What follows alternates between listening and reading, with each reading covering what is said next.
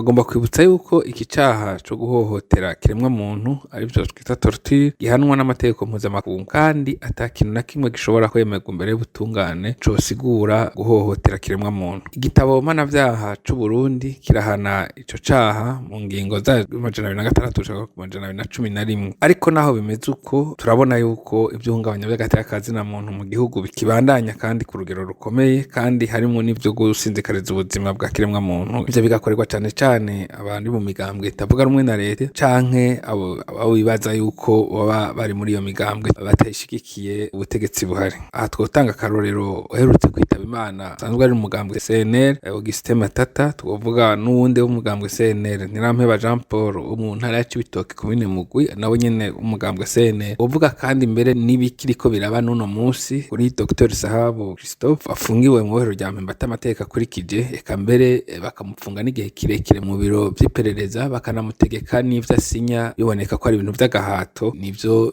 biboneka ihohoterwa rya kiremwa muntu niyo torture. Ivyo rero bikababazwa nuko bica bishigikirwa n'umukuru w'igihugu dufatiye mu majambo yavugiye imbere y'abamenyesha makuru. Ubwishi bw'abanyororo nabwo nyene buri mu mabohero turabona ko kenshi usanga buriko burakoreshwa n'abo bakozi bakora mu mabohero kugira ngo bahohotere abo bibaza yuko batavuga rumwe na leta. Aha twovuga yuko mu mabohero mu gihugu uno munsi hari amabohero abanyororo baba 13,000 kandi mu bisanzwe yarafise uburenganzira bwo kwakira 4,250. Kibabaje rero mu gihugu cacu c'u Burundi nuko abakora ivyo vyo guhohotera vya kiremwa muntu tubona ko bashigikiwe n'ubutegetsi ku rwego rwo hejuru. Akati Burundi rero yarafashe umugambi ko yofasha abanyagihugu cane gikorerwa ico caha co guhohoterwa kugira ngo bashobore gushikira ubutungane, naho ubutungane bw'igihugu tubona bitoroshe twebwe twitura ubutungane mpuzamakungu ko Burundi bwemeje kugira ngo bugwanye ico caha co guhohotera kiremwa muntu.